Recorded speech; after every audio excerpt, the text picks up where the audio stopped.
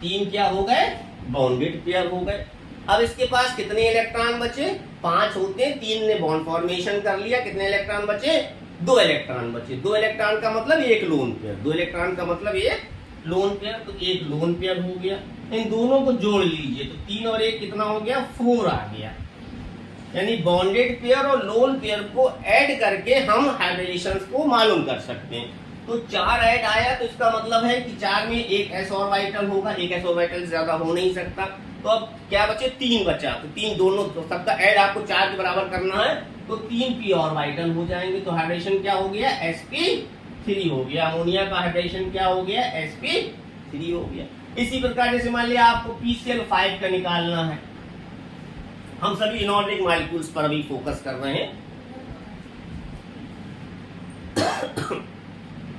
अब जैसे मान लिया PCl5 पे करना है, तो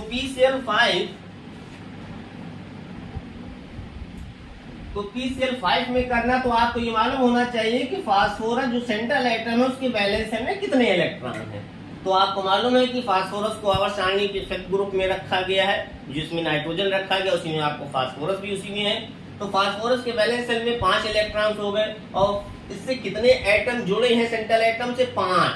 तो जितने वैलेंस इलेक्ट्रॉन है उतने ही एटम जुड़े हुए हैं, इसका मतलब उसके पास 5 बॉन्डेड पेयर हो गए।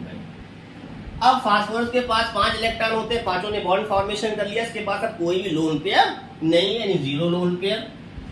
दोनों का ऐड कितना हो गया, 5 हो गया। इसका मतलब है कि एक s ऑर्बिटल होगा, 3 p ऑर्बिटल, 3 1 4, अब क्या बचा 5, यानी कि कितने होंगे, एक आपका d ऑर्बिटल हो जाएगा। तो इसका जो हाइब्रिडाइजेशन होगा वो sp3 हो जाएगा। ओके, नेक्स्ट एग्जांपल को लीजिए। अब जैसे मान लीजिए हम आपसे कहें, किसी का भी जैसे मान लीजिए हम आपसे कहें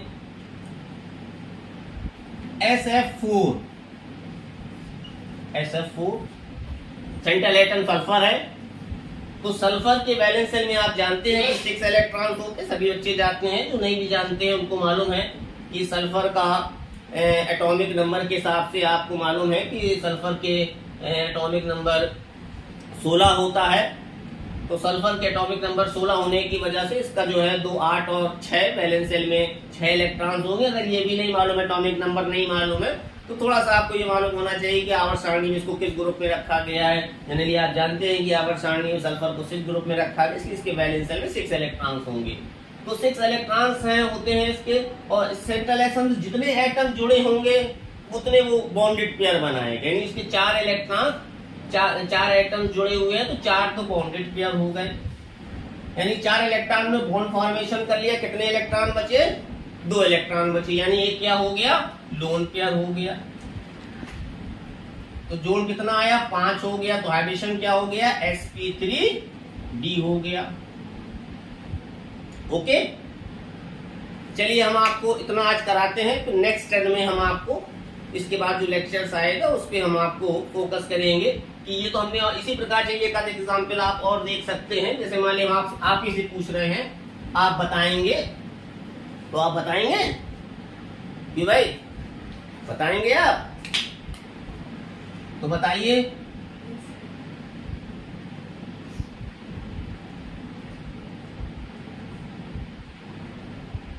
O2H, तो ऑक्सीजन के वैलेंस शेल में कितने इलेक्ट्रॉन्स होते हैं, ऑक्सीजन को आवर्त सारणी किस ग्रुप में रखा गया है, 6 ग्रुप में रखा गया है, इसलिए इसकी आवर्त सारणी में कितने इलेक्ट्रॉन होंगे, 6 इलेक्ट्रॉन होंगे। ओके सॉरी, ये H2O। तो ऑक्सीजन के वैलेंस शेल में 6 इलेक्ट्रॉन होते हैं, और ये ऑक्सीजन से कितने एटम जुड़े हैं, 2 एटम जुड़े, नहीं 2 बॉन्डेड पेयर हो गए, 2 बॉन्डेड पेयर हो गए। अब कितने इलेक्ट्रॉन बचे, 4 इलेक्ट्रॉन बचे कि भाई 4 इलेक्ट्रॉन बचे हैं ना। 4 इलेक्ट्रॉन का मतलब 2 लोन पेयर, दोनों का ऐड कितना आया, 4 आया, तो इसका भी हाइड्रेशन क्या हो जाएगा, sp3 हो जाएगा। ठीक है, ओके। चलिए, अब ये तो हमने आपको, इसी प्रकार अगर मान लीजिए हम आपको, जैसे हम आपसे कैसे, आपने अभी कार्बोनियम आयन वगैरह आपने स्टडी करी होगी, क्लास में पढ़ाया गया होगा कि कार्बोनियम आयन क्या होता है, तो आप जानते हैं कि what is the carbonium ion.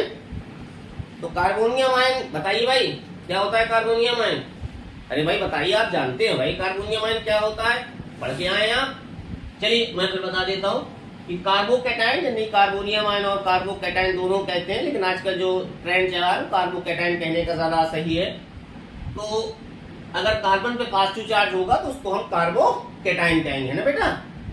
चलिए, तो जैसे मान लीजिए यहाँ पे, जैसे हम आपसे कहें कि ये आपका कार्बोकैटायन हमने बना दिया CH3+। अब आपसे पूछे इसका क्या हाइब्रिडाइजेशन होगा, तो आपको मालूम है कि कार्बन के पास वैलेंस शेल में 4 इलेक्ट्रॉन्स होते हैं।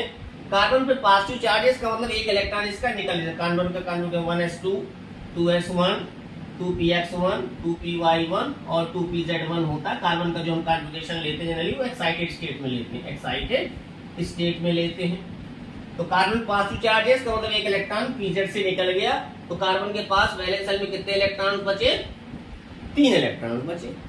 और 3 इलेक्ट्रॉन बचो, 3 ही बॉन्ड, 3 ही उससे एटम लगे हुए, यानी 3 हो गए बॉन्डेड पेयर। 3 क्या हो गए, बॉन्डेड पेयर। अब क्या कार्बन के पास कोई लोन पेयर बचा बेटा, बताओ। नहीं बचा ना, तो 0 क्या हो गया, लोन पेयर हो गया। दोनों का जोड़ कितना आ गया, 3 आ गया। तो इसका भी हाइड्रेशन क्या होगा, sp2 है। तो आज हम आपको इतना ही रखते हैं, थोड़ा सा लेते हैं, इसके बाद हम आपका इसका हाइड्रेशन का जो सेकंड होगा उस पर एक्सप्लेन करेंगे। ठीक है, ओके बेटा।